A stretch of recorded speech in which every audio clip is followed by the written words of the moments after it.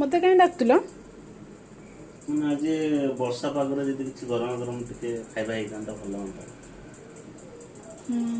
गरमा गरम माने बेसन तो नहीं बेसन थे किसी पकड़ी गुड़ा तैयारी कर तो मैदा अच्छी भावुँ देखिए मैदा किसी गोटे रेसिपी करदेवी खाइब। अच्छा ठीक अच्छे किसी मैदा नहीं से किसी तेल देकी भल भाव गोलैबा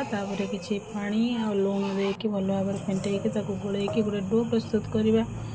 डोटी हो सारापर से किसी पोर देवाई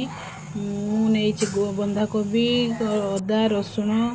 आउ गाजर को नहीं भल ग्रेटर कर कोर भी प्रस्तुत कर किसी तेल पियाज अदा रसुण एवं टिके हल्का जीरा देकी भाजीदेवा से ब्राउन कलर हो सारापर से बंधाकोबी आउ गाजर को भल भाव भाजीदेवा से हल्का ब्राउन कलर हो सारापर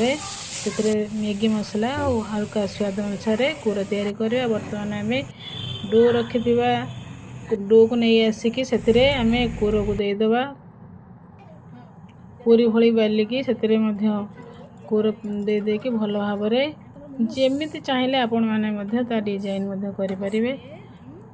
जहाँकि खावाई भल लगी था देखापी भी आकर्षणीय लगी था। देखु मु दुई प्रकार करी आपण को कौ भली डिजाइन भल लगे मत कमेंट बॉक्स रे जनातु एवं वर्तमान स्टीम करने प्रेस हीटर फार्म रे बसई स्टीम कर देखु के सुंदर लगुच आपन मत कहते केमती लगुच खाना हवा तो कोई भल लगे टेस्टी आउ